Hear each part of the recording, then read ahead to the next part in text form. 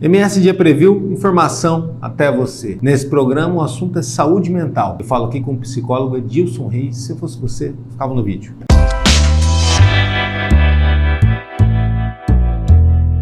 Seja bem-vindo, obrigado.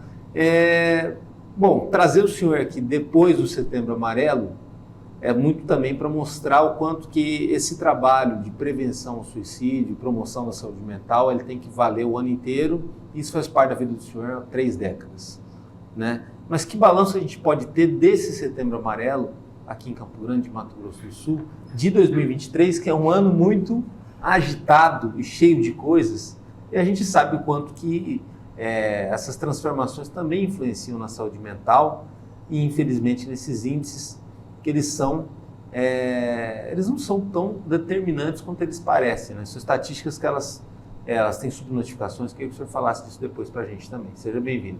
Primeiro, nós que agradecemos nós estarmos aqui nesse programa, o MS em Dia, para tratarmos de um assunto de alta relevância social, de grande impacto social, econômico, espiritual e emocional decorrente ao luto e que precisa ser tratado com seriedade. Então, nós estamos aqui para esclarecer e lembrando que o suicídio ele não é somente em setembro, é o ano inteiro nós temos que ter essa cultura da prevenção ao suicídio. Para cada caso que aparece na estatística, é um número muito maior. É isso? Infelizmente, Danilo, as estatísticas mostram e a própria Organização Mundial de Saúde, o Ministério da Saúde, estabelece um padrão de quando um caso de suicídio é registrado, ele vai ter um impacto direto de 6 a 12 pessoas, e quando um caso de suicídio é registrado, 5 é subnotificado. E o mais preocupante, impactante, é quando um caso de suicídio é notificado, 20 tentativas de suicídio não há registro. Ou seja, a própria tentativa já é uma situação extrema e um alerta, né? Claro, tem as situações da pessoa que às vezes ela vai ficar só na tentativa várias vezes para chamar atenção, tudo mais, né? Mas todo caso já é um transtorno enorme para a família, porque muda, né? Sai da conversa e mostra alguém que ficou à beira de perder a vida, né? O que leva, o senhor conhece e conversa com tanta gente, esse é um assunto delicado até para a imprensa tratar disso, a imprensa de Mato Grosso do Sul é uma das que melhores trata disso no Brasil, mas o que leva alguém, independente da idade, independente da condição social, da situação de vida, a escolher não viver mais? Aí uma pergunta interessante a sua, pelo fato que com o decorrer do tempo, nesses últimos 30 anos que eu estou lidando diretamente na linha de frente com isso aí, a gente tem visto uma mudança de comportamento e padrão. Primeiro, nós tínhamos algumas relações de término de relacionamento, as pessoas optavam por autoextermínio. Porém, o que acontece? Os estudos mais recentes e a própria Organização Mundial de Saúde estabelece que 90% dos casos de suicídio é decorrente de um transtorno mental. E a depressão é a doença de base desses quadros de suicídio, que são os quadros depressivos e ansiosos. Ou seja, uma doença que pode ser diagnosticada e tratada. Por quê? 90%. Grande parte dos quadros de suicídio vem de uma doença. Vem de da premissa de uma doença. De um transtorno mental. E aí, o que está em evidência é o quadro ansioso e deprimido, tá? Que é a doença de base nos casos de suicídio.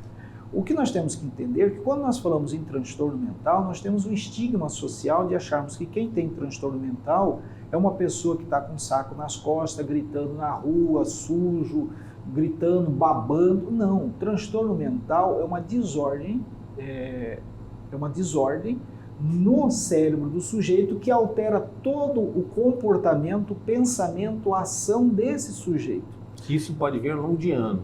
Pode vir no decorrer da vida, mas também pode ser estabelecido em questão de minutos, segundos, diante de uma vergonha. Um gatilho. Um gatilho. Só para você ter uma ideia, eu tenho atendido muitas meninas jovens que ao término de um relacionamento, de um namoro, o ex-namorado começa a publicar o quê? As fotos íntimas dos dois, tá? As fotos dos relacionamentos sexuais.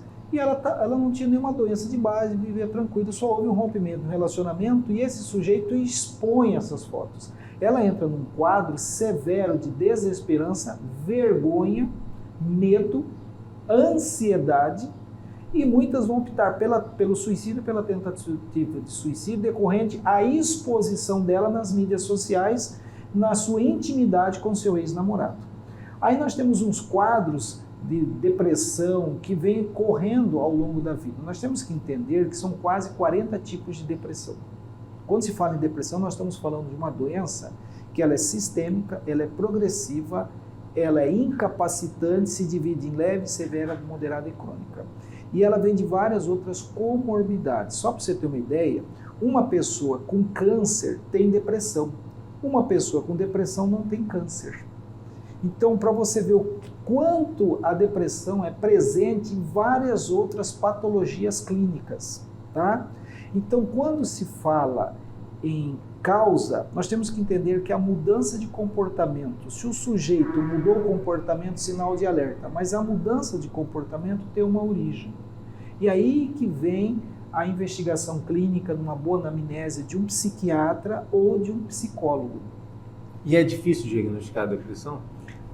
Em alguns casos, sim. Porque assim, cheguei a fazer faculdade da área da saúde, fisioterapia, estudo um pouquinho e tal. E aí, assim como se estudam várias doenças, aí dá aquelas características, né? Irritabilidade, desânimo, não sei o quê. Para quem lida com isso diretamente numa anamnese, como o senhor, sabe-se que é muito complexo, né? Porque tem situações e características que elas, às vezes, parecem, mas não é. E às vezes, muitas vezes, as pessoas também sabem disfarçar isso pela vergonha de admitir que está em depressão, né? Porque admitir isso socialmente acaba ainda sendo um tabu muito grande, né? Nós temos um estigma social, mas o mais preocupante, Danilo, não é as pessoas que têm um diagnóstico de depressão. Se ela tem um diagnóstico de depressão, ela vai iniciar um tratamento. A grande dificuldade são as pessoas que têm um quadro depressivo, não têm um diagnóstico e ela não sabe que tem depressão. O tal da irritabilidade, agressividade, mudança súbita de humor, isolamento social, pessoa muito introvertida, ela é assim, ela é quieta. Às vezes tem um quadro de depressão que não foi diagnosticado. Só para você ter uma ideia, a grande questão nossa, o grande debate que eu venho trazendo hoje para a sociedade, aqui em Campo Grande, no Mato Grosso do Sul, é a questão da depressão e ansiedade em crianças com 3, 4 anos de idade. É isso que nós precisamos entender, porque hoje a faixa etária que mais vem aumentando os índices de suicídio está na casa dos 5 anos de idade aos 29 anos de idade. Com maior intensidade de fatos obtidos decorrente... A maior prevalência está nessa faixa? Está nessa faixa. Mas o que mais se destaca é na faixa etária dos 7 aos 19 anos de idade. E aí vem uma coisa muito preocupante, Danilo, que eu como sou estudioso do comportamento humano, sou um profissional da saúde mental, eu fico muito preocupado quando eu vejo algumas questões, é uma geração do mimimi, é uma geração que não sabe o que quer, é uma geração da internet, o excesso de celular leva a isso. Não, isso não é nada disso. Isso é um estigma social, isso é uma falsa afirmação totalmente errônea, totalmente preconceituosa de uma geração que está falando da sua dor, que está gritando pela sua situação. Tá? Nós temos hoje uma geração de 30 anos para baixo, que é uma geração que nasceu de uma situação que é inovações tecnológicas. Líquido, né? Líquido. As relações líquidas. Mas não é só bem líquida, é uma geração que os pais não tiveram esse suporte emocional. Os pais hoje, eles não estão sabendo lidar com crianças e adolescentes. Quando eu falo adolescentes, vamos falar até os 18 anos de idade.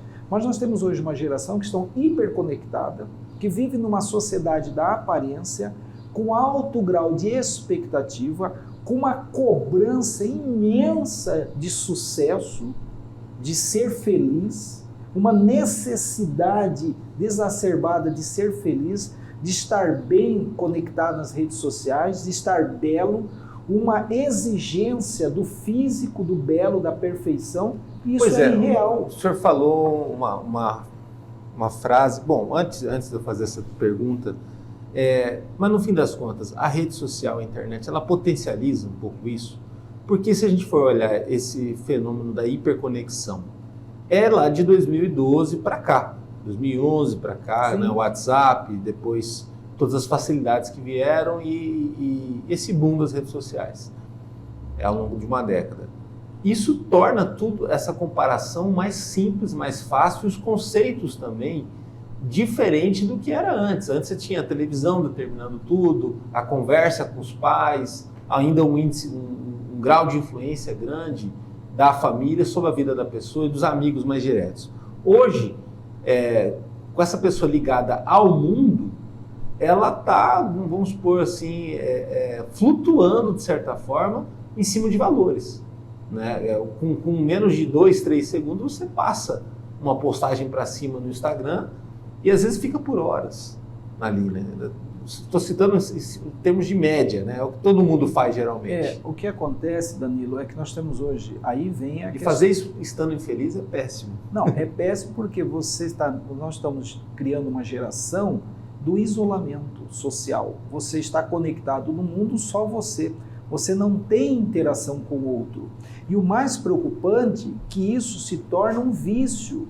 Você fica isolado, você fica hiperconectado com várias informações, várias situações que estão ocorrendo no mundo instantaneamente, mas você fica isolado e não tem interação do outro com você. Isso gera uma frustração? Não, ele gera um comportamento de isolamento. Por quê? Ele perde o que nós chamamos de sentido de pertencimento a grupo.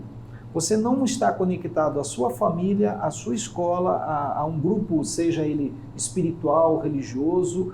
Hoje, uma das coisas que eu tenho encaminhado pais é andar de bicicleta com o filho, grupo de escotismo, tá? O escotismo daqui a uns 20, 30 anos não vai existir. Isso que eu ia perguntar, alguns hábitos desses que o senhor está falando são situações que a gente corre risco de perder, né? Sim. Por exemplo, Campo Grande, na minha época de jovem, era uma cidade cheia de campo de futebol. Hoje tudo bem que tem as quadras de beach tênis e tal, mas você passa em determinados bairros, ainda mais o bairro que eu morei, lá em Monte Carlo, era cheio de criança na rua, andando de bicicleta, jogando bola na rua. Hoje você passa, é um silêncio, não existe tudo mais. Quieto, todo mundo dentro de casa, né? Computador, celular, tablet. E aí, como que vai se conectar, né? Na escola também vai adotar o mesmo comportamento de timidez. Né? Além de timidez, isolamento e ausência no sentido de pertencimento. Isso é muito grave quando você não faz parte de um grupo. Você não faz parte de um grupo. Isso tem efeito orgânico também? Tem um efeito fundamental de solidão. Existe uma palavra solitude, mas existe uma palavra de solidão. O que é a solidão? É você não estar pertencendo a nada e nem a você. Quando você não pertence a nada e nem a você, qual é o grau que você tem? Nenhum. Aí você entra num grau de desesperança. Qual que é o quadro de desesperança? Onde o sujeito não tem expectativa quanto ao seu futuro. Por quê? Porque ele vive no mundo da expectativa, solitário.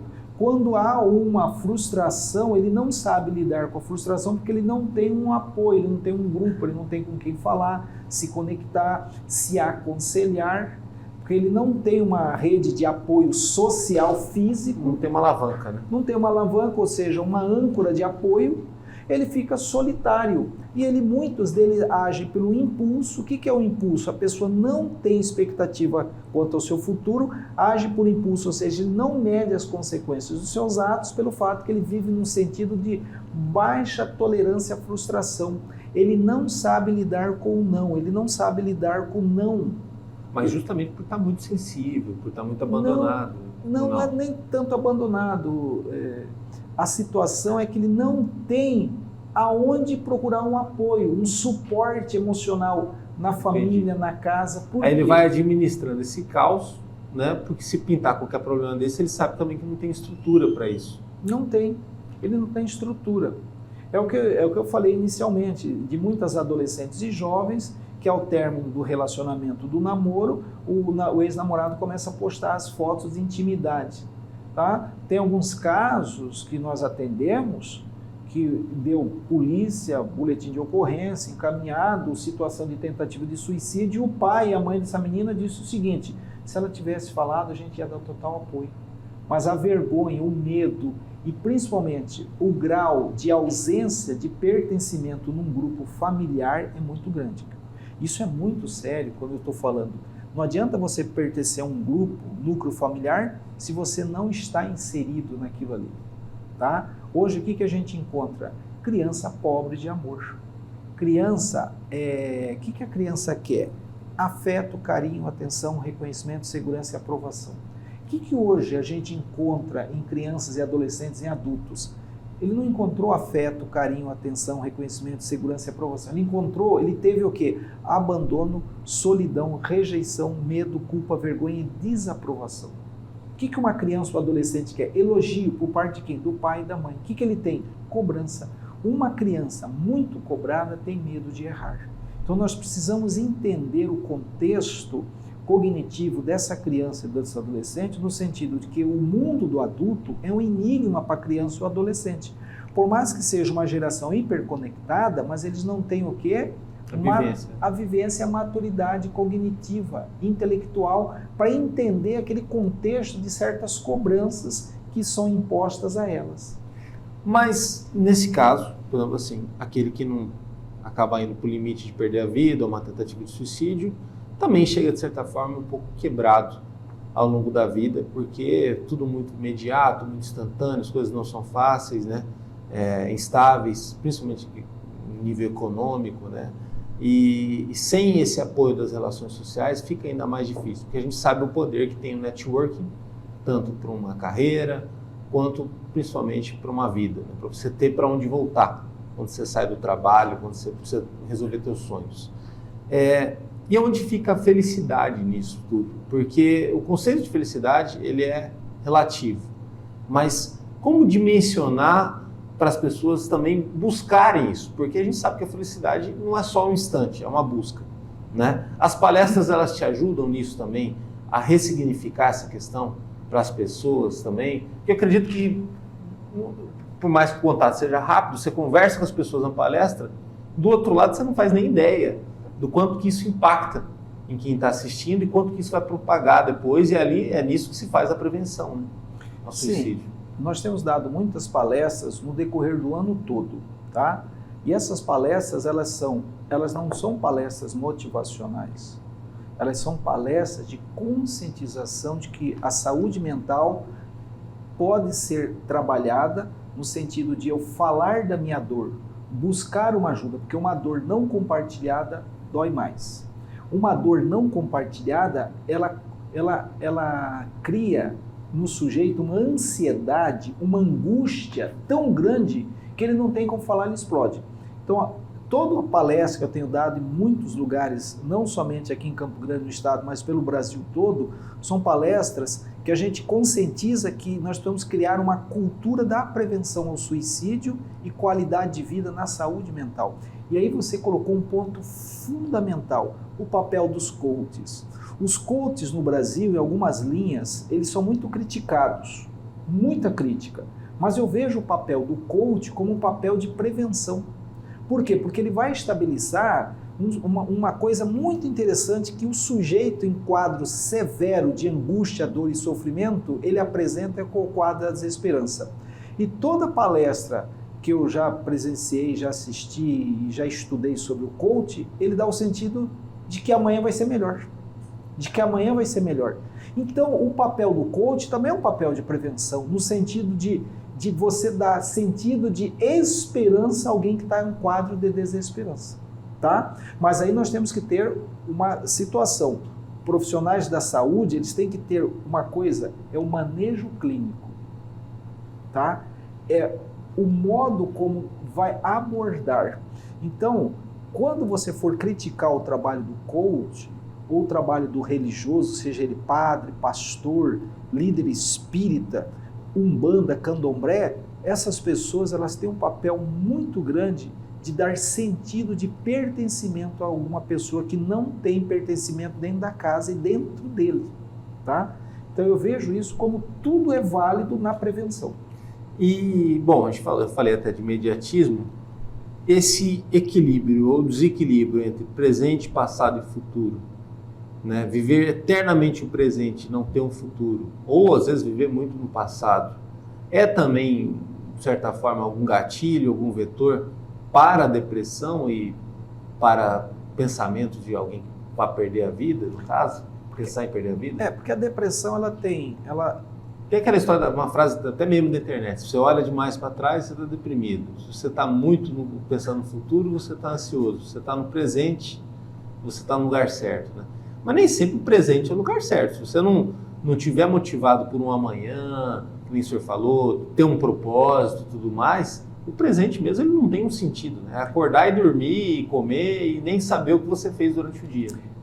O que acontece é o seguinte: a depressão é uma doença de alteração bioquímica do sistema nervoso do cérebro. Uma vez que alterou, você nunca mais volta a ser o mesmo. Volta.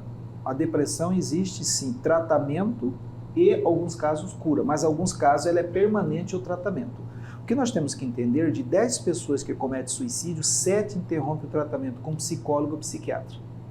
E isso começa a gente ver o quanto nós precisamos criar na sociedade aquele sentido de que psicólogo e psiquiatra não é para louco. Louco não existe. O que existe é o preconceito a pessoas que apresentam algum comportamento disfuncional que a sociedade discrimina e julga como errado.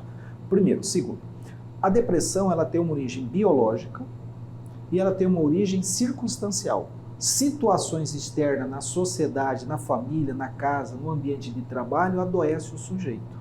Ele fica ansioso e deprimido.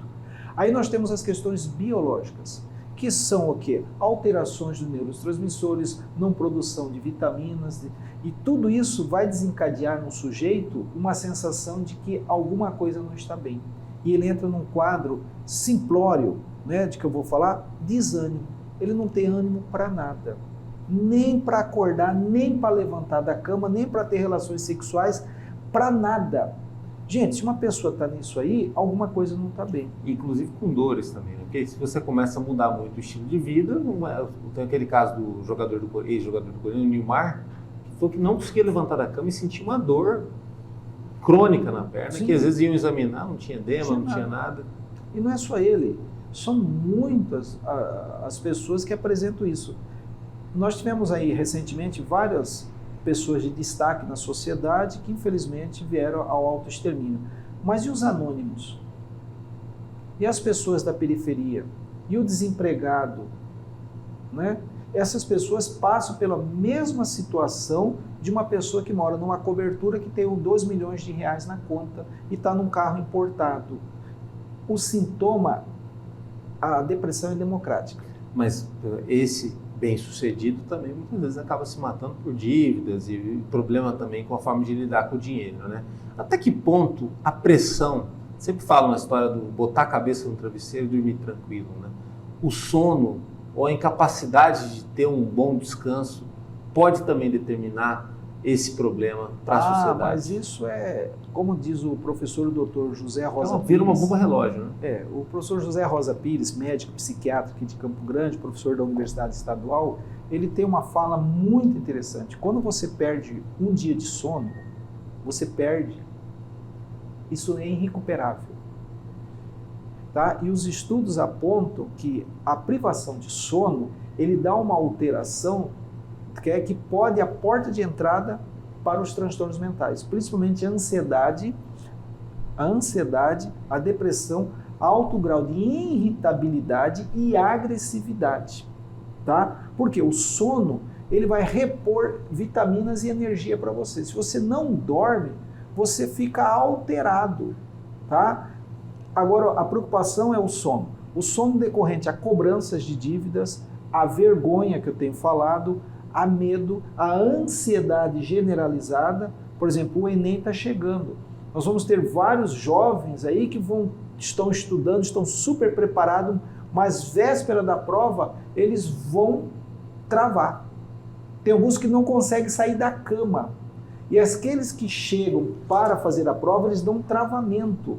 Tá? Por quê? Porque é a ansiedade generalizada de pôr em prática tudo aquele investimento de uma vida para um curso. Tem muitos casos que a pessoa trava. tá? É isso, a ansiedade, ela tem que ser tratada com mais seriedade do que algumas pessoas que dizem, isso é frescura, desculpe o termo, mas as pessoas acham.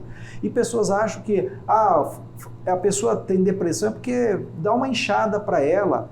Outra coisa que eu ouvi recentemente em uma entrevista de uma emissora de televisão aqui, o apresentador dizendo, pobre não tem tempo para ter depressão porque ele tem que acordar cedo, tem que pegar ônibus, tem que pagar a conta, tem que levar a filha na creche. Pobre não tem tempo para ter depressão. Opa, desculpe. A depressão, ela atinge homens e mulheres, crianças e idosos, em todas as faixas etárias, em todas as sociedades, em todos os níveis culturais, em toda a faixa etária, em todos os grupos religiosos e abrange todas as questões financeiras. Ela atinge o pobre, o rico, o miserável e aquele que é bilionário. E muitas vezes quem não está passando por isso, ou quem não faz ideia do que é passar por isso, não tem como dimensionar, tanto para o médico que está atendendo, a complexidade que é, o psicólogo, ou para a própria pessoa que está passando por isso, né? Porque quando a gente fala de uma doença mental, ela é assim, até o tratamento não dá para dimensionar quanto tempo vai ser um tratamento, né, de uma pessoa, né? Porque você tem que ter aquele acompanhamento clínico, tem o efeito dos remédios, tem a desmama, então assim, existe uma complexidade muito grande e eu acho que no fundo é um pouco cultural, né, pensar que é uma escolha isso, né? Não. Com relação às palestras, o senhor fala que é um ano inteiro, né? E é um trabalho multidisciplinar muitas vezes e também com parcerias com instituições. Existe o Setembro Amarelo, mas qual que é o mês no ano onde tem maiores índices de suicídio ou pelo menos de tentativas, que é aquele problemão? Eu imagino talvez seja final do ano, dezembro aí, onde todo mundo acaba fazendo aquele balanço, que eu não sei até que ponto é saudável, né?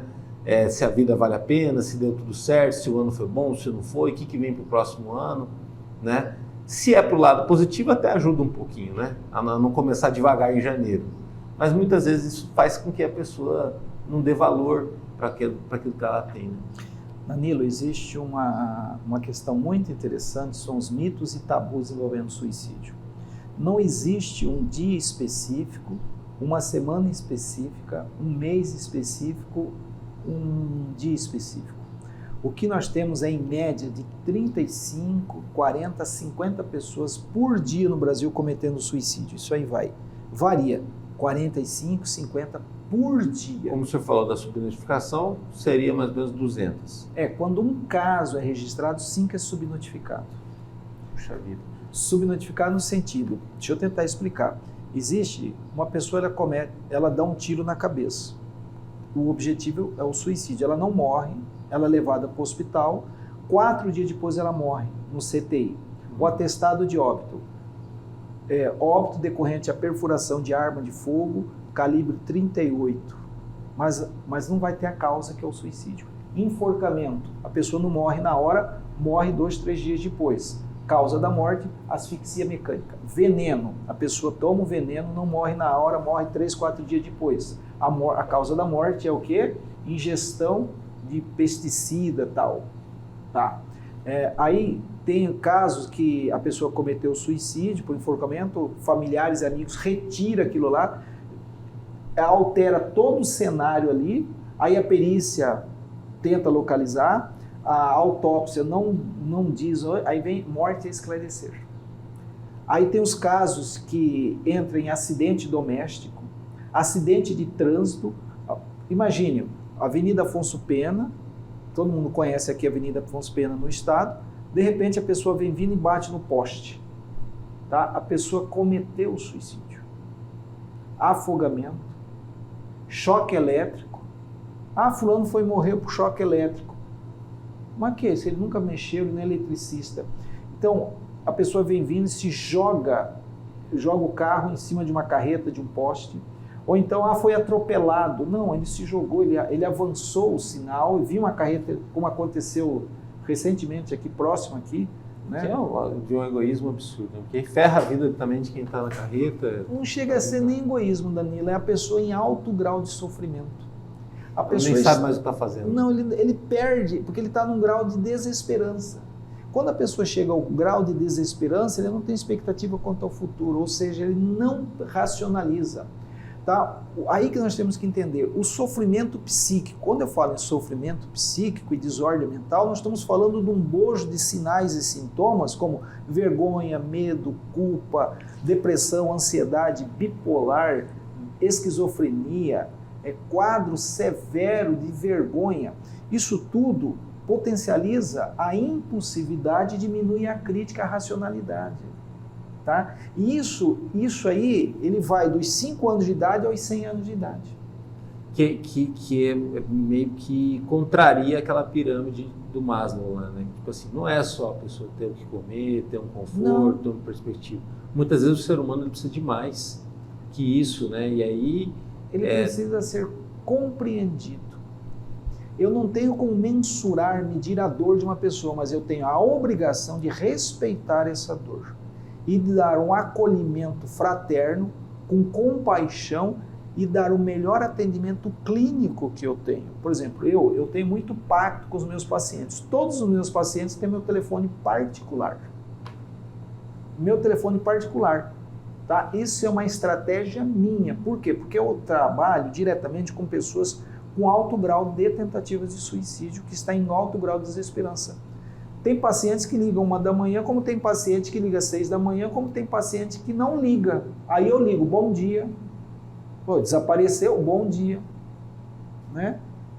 E aí, voltando àquilo que você falou das palestras, recentemente agora, acho que foi dia 4 de setembro, eu dei a palestra na Assembleia Legislativa, abertura do Setembro Amarelo em Mato Grosso do Sul, foi na Assembleia Legislativa, né? Proposto lá pela deputada Mara Casei. Ótimo, tinha vários deputados, várias autoridades. E tinha 2 colégios particulares que as escolas fretaram ônibus, levaram, eles estavam na galeria lá em cima, vários adolescentes, inúmeros. Estava aquele ambiente da Assembleia Legislativa lotado. Eu dei minha palestra e no final tinha o meu endereço do meu Instagram, que é Edilson dos Reis. Tá, tudo bem, acabou a palestra. Danilo, 5 adolescentes entraram em contato comigo pelo Instagram. Desses 5 adolescentes, eu estou atendendo 3 e 2 eu fiz encaminhamento em caráter de urgência para psiquiatra. Puxa vida. Isso eu estou falando de adolescentes. Fora outras 3 pessoas, adultos que estavam presentes, que me entraram em contato pedindo ajuda. Então, essa é a grande importância e o potencial da palestra. Né? Da palestra. Porque se não tem a palestra, eles não teriam como entrar em contato contigo. E muitas vezes é a palestra que vai dar um encorajamento para essa atitude, né? De buscar ajuda. Além da palestra, as entrevistas em rádios que eu tenho dado muito.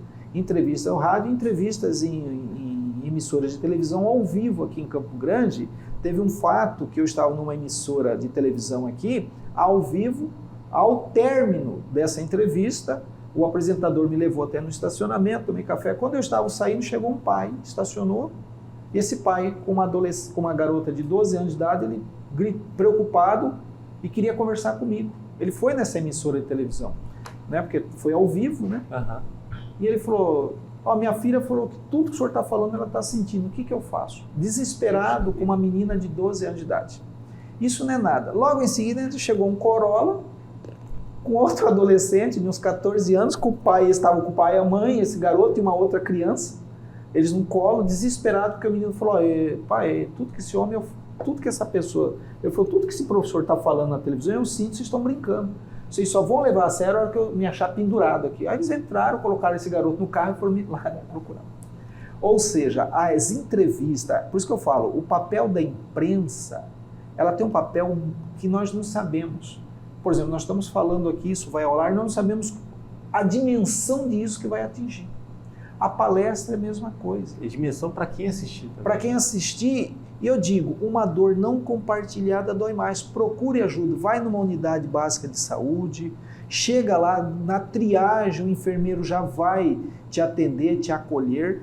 Caso não queira ir, né? Procure o padre, o pastor, o líder espírita, o da Umbanda, do Candomblé, não importa, fale da sua dor, da sua angústia para alguém, porque isso vai inibir a pessoa, porque o tabu e o mito envolvendo depressão e suicídio impede de a pessoa falar abertamente da sua dor, da sua angústia, e ele fica sozinho, solitário, sofrendo, Rompa isso e procure ajuda.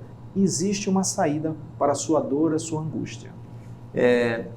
Fora o Setembro Amarelo, ao longo do ano, tem algumas outras campanhas, ações que o senhor está envolvido? Como funciona esse trabalho fora do mês temático? Ele é contínuo. Por exemplo, hoje... Tem a questão do consultório, né? Do consultório, que é normal, mas as universidades, as escolas, as empresas, eles sempre estão nos contactando, a gente sempre está indo, dando palestra, porque aí você falou uma coisa no início da nossa conversa, Danilo, que as coisas estão mudando. Ou seja, nós temos que estudar. E aí vem uma coisa interessante, o Setembro Amarelo, aí. Nós tínhamos uma disciplina no curso de prevenção de suicídio, que iniciou em 2014, sobre o manejo ao luto por suicídio. E dessa situação luto, nós criamos no Hospital Universitário da Universidade Federal o Núcleo de Estudo, Pesquisa, Apoio ao Luto, que até então Mato Grosso do Sul não tinha nenhum centro de referência de estudo e pesquisa do luto, e principalmente o luto por suicídio.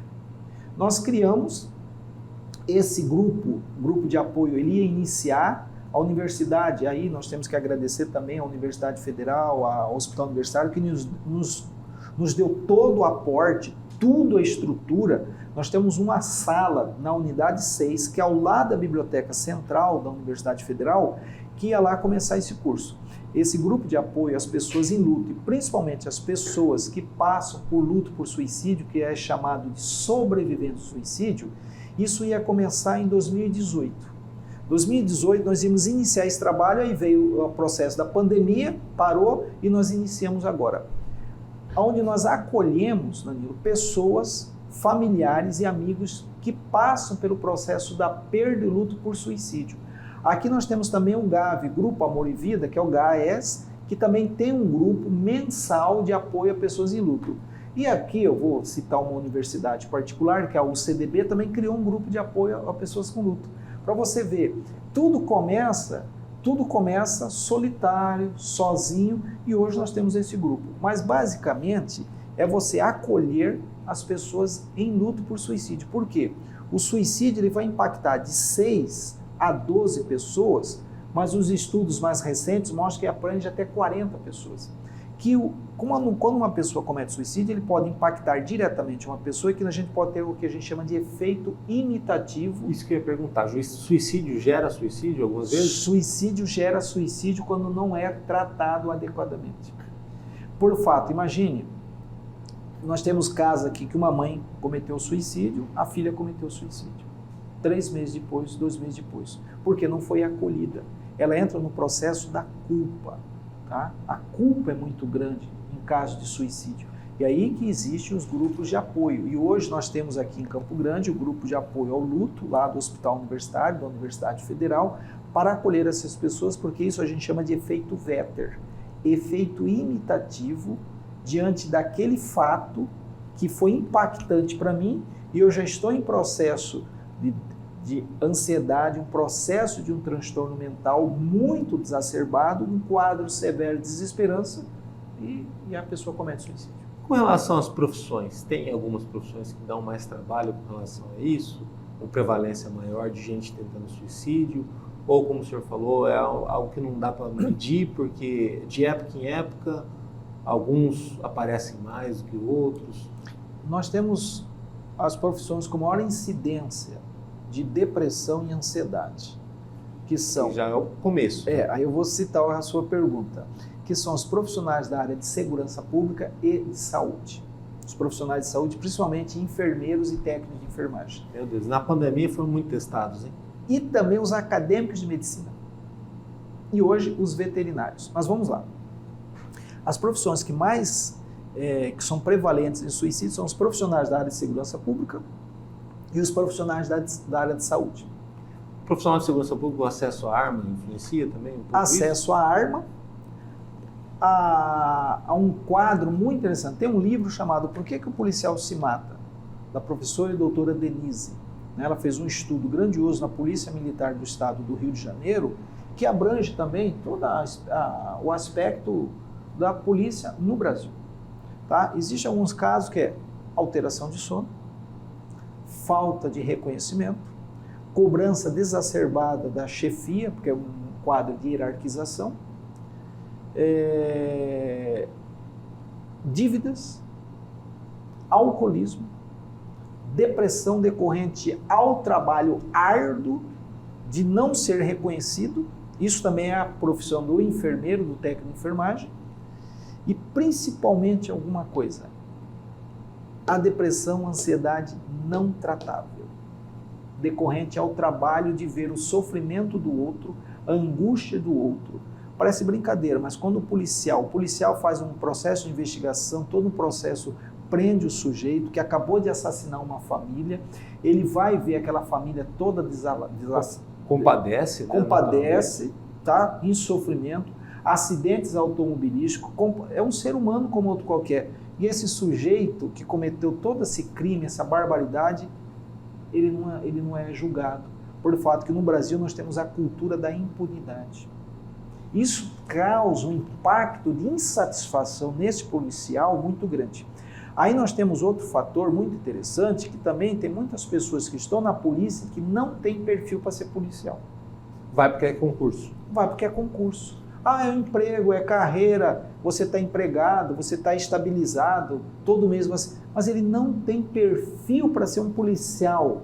Quando eu falo policial, é um agente de segurança pública. Você vai lidar com a miséria do ser humano. Você vai lidar o que é mais cruel que o ser humano pode praticar com outro ser humano, que é o crime. O extremo da sociedade. É o extremo da sociedade.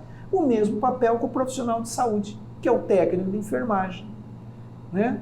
Que é aquele que foi chamado de herói pela pandemia, que foi chamado de herói e, na verdade, acabou a pandemia, nós esquecemos nossos heróis. Interessante, mas no fundo, quanto que o reconhecimento ele pode salvar, né? O reconhecimento é impactante. A empatia, né? Por exemplo, em negociação policial, que é uma formação que eu tenho de negociador policial, negociação com pessoas com tentativa de suicídio, a frase inicial é: eu me importo com você. Primeiro, você se apresenta, você dá o seu nome, sua identidade. Você se apresenta e dá o seu nome. Segundo, a palavra impactante: eu me importo com você. Hoje nós estamos aqui no MS em Dia, o Danilo está me entrevistando. Por quê? Porque a emissora, a empresa se importa com você. Esse tema, ele vai ter um impacto positivo porque uma dor não compartilhada dói mais. Fale da sua dor. E é interessante, o acolhimento, o reconhecimento salva vidas. Olha, obrigado, parabéns pelo trabalho aí. Quem quiser falar mais com o senhor, Edilson Reis, @EdilsonReis no Instagram. Tem algum outro meio também que possa falar com o senhor? Só no Instagram, @Edilson dos Reis no nosso Instagram. E aqui, Danilo, eu trago aqui um agradecimento da nossa gestão, governança do Hospital Universitário, em nome da professora Andréa Lindenberg, que é a nossa gestora maior, e também em nome do nosso reitor, professor Marcelo Turino. Nessa oportunidade, nós esclarecemos o que a Universidade Federal tem feito. Porque as pessoas muito associam todo esse trabalho ao Reis, é o professor Reis, é o capelão Reis, é o psicólogo Reis. Não, é uma equipe, né? É uma equipe, tá? E aqui também eu estendo também em nome do coronel Frederico Reis Pouso Salas, que é o comandante do Bombeiro, onde eu estive lá durante 31 anos, que me proporcionou essas condições de nós trabalharmos isso aí, tá? Hoje nós temos o reconhecimento nacional devido a essas pessoas, porque sozinho nós não fazemos nada. Esses dias um aluno perguntou: poxa, professor, o senhor é um cara legal, o senhor é famoso. Não é que eu seja famoso, é que eu sempre estive do lado de pessoas que são melhores que eu. E aqui eu estou do lado seu. Obrigado. Obrigado. Não, e a importância também da tua evidência, ela tem um sentido social amplo, né? Da gente tocar nesse assunto, é um assunto delicado, difícil, mas que tem uma recorrência muito maior do que a gente imagina. Sim, a gente tem visto o quanto isso tem salvado vidas e levado pessoas a se conscientizar, a procurar um psicólogo, um psiquiatra. Recentemente um pastor entrou em contato comigo, né? Ele dizendo que a pessoa assistiu uma entrevista minha na rádio, estava passando pela Igreja Universal e foi lá. O que o pastor fez? Orou, abençoou e recomendou que ele procurasse o quê? Um psicólogo, um psiquiatra. E ele foi e agradeceu e depois foi agradecer esse pastor. Eu não tenho contato com essa pessoa, mas são os anônimos que a gente não mede o quanto isso alcança. Acompanhe nosso trabalho no www.msindia.com.br. No YouTube tem os cortes, as entrevistas completas, também muita coisa no Instagram e no Facebook do MS em Dia. Até a próxima.